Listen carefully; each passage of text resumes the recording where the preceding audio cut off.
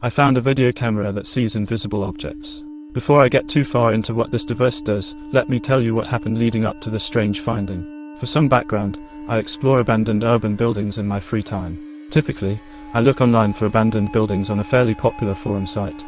Some buildings would appear here and there, others remained unlisted. The locations left unlisted were the only places where the items there had yet to be taken, while the buildings listed have usually been long raided, with its contents spread out on different auction sites. To find unlisted buildings, however, requires me to search for them on my own. I don't typically look for these buildings, as I've not had luck in the past, keeping all of my exploring to found buildings. That changed abruptly while I was out driving out to see distant family. Not too far out from where I lived was a massive 3-story office building. The growing bushes covering the entrance to this monstrous structure looked like they hadn't been cared for in months. As soon as I got home that same day, I went searching online for this building. 2091 Seacrest Ave. I scoured the forum for any mention of that name, and nothing. Jackpot. I was ecstatic. This would be the first abandoned building I explored unlisted. I imagined all of the things I would find in there, all the stuff I could use. I knew I had to act quickly before anyone else found it. I took my amateur Jira headlamp, camera, and backpack, and set off late that day to 2091 Seacrest Ave. The building was dark, and hardly visible. Only the parking lot was illuminated. I crept inside, making sure not to trip any alarms, though I doubted the building itself had power. I made my way into the building. It was like something I'd never seen before. It was like time had stopped when the building was initially abandoned. At the entrance there was a front desk, still with a monitor, keyboard, chair, and files. A logo on the wall caught my eye. It read, Adventum Dynamics, a name I had never heard before. I took a moment to snap a photo of it with my camera before I continued. Behind the front desk was an elevator, though I had to use the stairs due to the lack of power. The entrance to the second floor was marked Development Unit. I opened the door and walked into rows upon rows of cubicles. Almost the entire floor was just cubicles with a few rooms off to the side marked Testing Rooms. So I went, row to row, each cubicle I would snap a photo of. All of them had desktop computers, chairs, calendars, and trash bins. Some you could tell whom worked at, you could tell who specialized in what. Some had soldering stations, others mini storage servers. Regardless, each and every cubicle was near identical to the other. The rooms on the sides of the walls were the most interesting, however. I moved over towards the first testing room to see what it contained. Luckily the first room I checked was unlocked and I swung it open, anticipating the contents inside. What was inside was few and far between, unfortunately. The first testing room was a bust. Moving on to the second was where it got interesting. Not expecting to find anything, I opened the door to find a video camera sitting on a table with an empty pedestal a few feet away. The video camera was fairly large, maybe half the size of a movie camera, with a handle sticking out of the bottom. It was clearly meant to rest on your shoulder. Upon inspection, the video camera had fold-out goggles instead of a screen. This must be meant for full immersion, I thought as I placed the fairly heavy video camera on my right shoulder. I flipped the switch on the top, not expecting anything to happen, but to my surprise it had power. The camera had different modes: infrared, night, and day. I flipped the night switch and decided to circle the table it was previously sitting on. I noticed a little yellow digital warning symbol resting at the top right of the screen. I didn't understand what it meant. It's probably on low battery, I figured. I turned off the camera and gently placed it back on the table where I saw some documents. It explained the video camera's purpose. I was perplexed. The video camera was created to see objects not visible to the human eye. Physical objects. The warning symbol was an indication that it detected something. Green means it is not moving, yellow means the video camera doesn't know if the object is moving, and red means the object is mobile. I was pretty freaked out. Considering I was circling around the table, I figured that the video camera couldn't tell that the object wasn't moving. I put on the video camera once again, further intrigued by its purpose. I panned the room slowly, eventually coming within sight of a highlighted box. The warning symbol turned green. Supposedly the box didn't visibly exist outside of this video camera. I was confused out of my mind at that moment. I walked slowly to where the box stayed, motionless.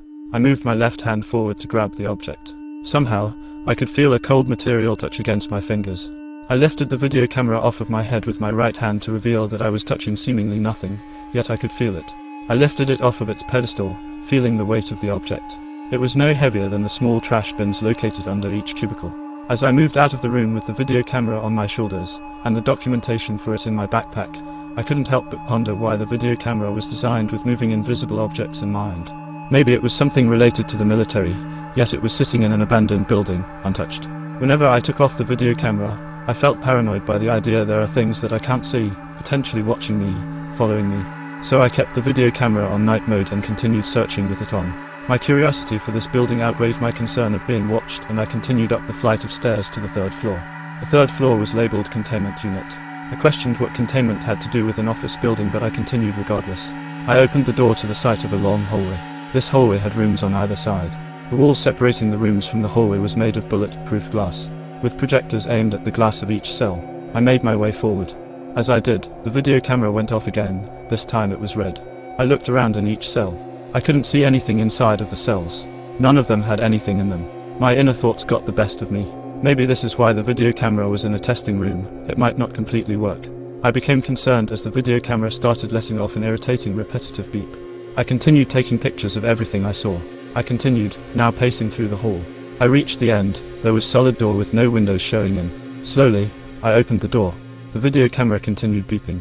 On the walls of the room were drawings, done with the invisible material, not visible outside of the video camera. It was only a meeting room with one round table, and 10 chairs. My focus was on an invisible human-shaped object sitting still in one of the meeting chairs, staring right at the video camera. Chills went down my spine. I backed away from the room, shutting and locking the door behind me, pretending I didn't see what I just saw. I walked backwards, away from the door. I could see the handle shake. The invisible creature was attempting to open the door. Eventually, it resorted to bashing it until the lock let loose.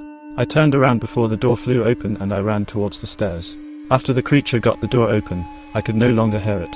Of course, I was already on the first floor, on my way out of the building by this point, and wouldn't be able to hear it on the third floor. I ran out of the building, reaching the parking lot. I took off the video camera and turned around to look at the entrance, taking one last picture with my camera before I got at my car and left. The next morning, I checked through all of my photos of each of the cubicles, testing rooms, containment units. I couldn't help but stare at the last photo, a disturbing image of the Advancement Dynamics building, off-put by a blurry front door. The movement of the front door could only have been done by the invisible creature.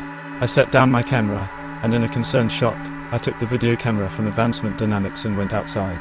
My eyes opened wide in the realization that I had not gotten away from this creature. I hurried outside, and turned on the video camera. I stared in horror into the goggles as it highlighted a creature belonging to the one in the abandoned office building, clinging onto the underside of my car. I ran back inside of my house, locking all of the doors and windows. I could hear it knocking at my door, mimicking a salesman, thinking I would unlock the door. I dialed 911 as my last resort and tried to explain what was outside. The police showed up after a few minutes of listening to the knocking.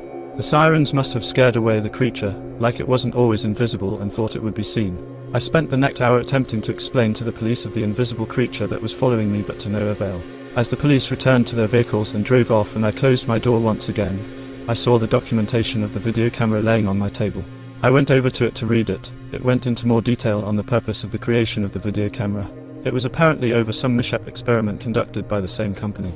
Thousands of invisible creatures were released into the country on accident. Looking online, the lawsuits resulting from this incident drove the company to bankruptcy, and eventually all encounters were dealt with by the government.